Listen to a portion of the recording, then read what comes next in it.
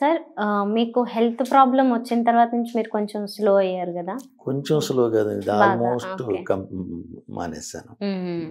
In case health బాగానే ఉండుంటే ఏం చేస్తుండేవాళ్ళు?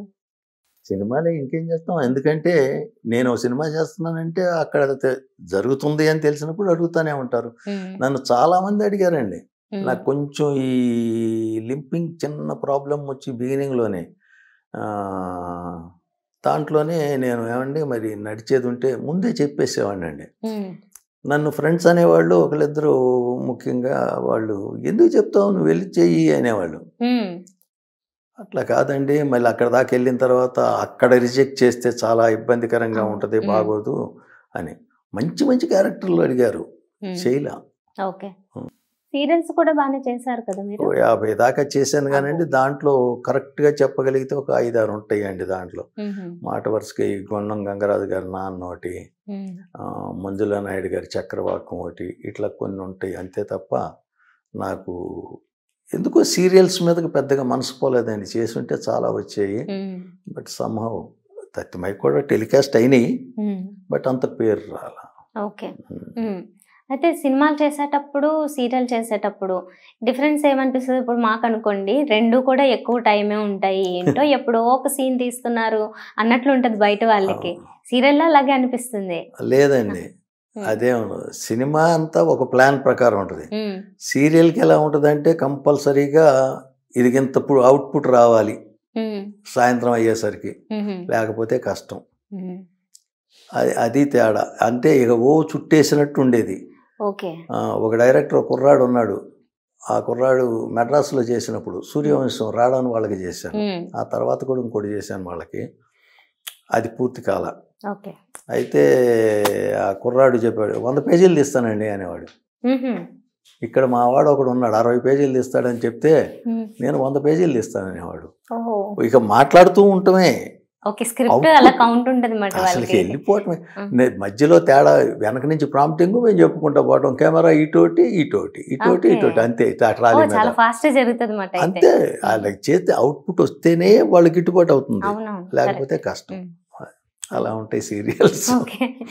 కానీ కొంతమంది ఆర్టిస్టులు మాత్రం వాళ్ళకి పొద్దున్నే అందరితో పాటు డేట్ ఇచ్చేస్తారు, టైం ఇస్తారు. 8కో 6కో 7కో ఎర్లీగానే ఉంటుంది కదా, అర్లీగా వెళ్ళిపోయి నైట్ ఎప్పుడో ఒక సీన్ ఉంటుంది కొందరికి.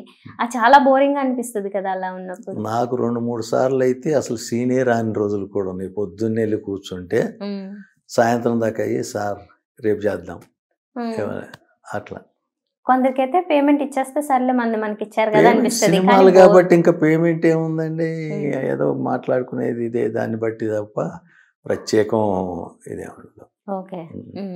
సో మీ హైయెస్ట్ రెమ్యూనరేషన్ దేనికి వచ్చింది సార్? డాన్ సినిమాకి, నాగార్జున గారిది. ఒక రకంగా కొంచెం లేటెస్ట్ కాబట్టి ఇప్పుడు పేమెంట్స్ కూడా పెరిగాయి కాబట్టి అనుకోవచ్చు అలాగా. డాన్ అది మిడిల్ ఆఫ్ ది కెరీరేనండి దాదాపు. అది ఎండ్ కాదు, బిగినింగ్ కాదు. అప్పుడు ఏంటంటే నెంబర్ ఆఫ్ డేస్ ఎక్కువ అడిగారు. ఒక అతను ఏమనేవాడంటే అనయా నేను చూస్తాను మీ డేట్లు అనేవాడు. నాకు దురదృష్టం ఏంటంటే commercially why I'm a failure, నాకు మేనేజర్ లేరు. మేనేజర్ లేకపోవటం అనేది ఆర్టిస్ట్కి చాలా పెద్ద డిసడ్వాంటేజ్, పర్టికులర్గా ఒక స్టేజ్ తర్వాత. దాంతో మేనేజ్ లేదు. అతను ఆ పర్టికులర్ టైంలో నేను చూస్తానన్నయ్యా అని చెప్పాను. అనే సర్లే అయ్యా అన్నాను. అతను మాట్లాడాడు, నేనైతే మాట్లాడేవాడిని కూడా కాదు. ఎందుకంటే ఒక పెద్ద ప్రొడక్షన్ ఆఫీస్కి ఒకసారి వెళ్ళా. రాఘవేంద్రరావు గారు డైరెక్టర్, జగపతి బాబు గారు హీరో, 2 హీరోయిన్లు. ఆ సినిమా ఇట్లాగే నేను అక్కడికి వెళ్ళి అడిగి నేను ఒక రెమ్యూనరేషన్ అడిగా. ఆ ప్రొడ్యూసర్ గారు ఏమన్నారంటే చిన్న సినిమా అండి అన్నారు. ఈ రాఘవేంద్రరావు గారు జగపతి బాబు 2 హీరోయిన్లు, సర్లేండి చేయండి అని చెప్పాను. ఇప్పుడు నేను ఏది వచ్చిన వర్క్ వదిలేవాడిని కాదు. ఎందుకంటే రూపాయి అటో ఇటో అది వేరే సంగతి. అయ్యాను నేను మాకు ఎంతసేపు ఏంటంటే గుమస్తా ఉద్యోగం చేసి బయటకు వచ్చిన తర్వాత ఈ పబ్లిసిటీ, ఈ ఫేమస్, ఇది అందరూ గుర్తుపట్టడం అనేది ఒక రకమైన ఎన్లైటన్గానే ఎంతూజియాజంగా అలా ఉండేదన్నమాట. అది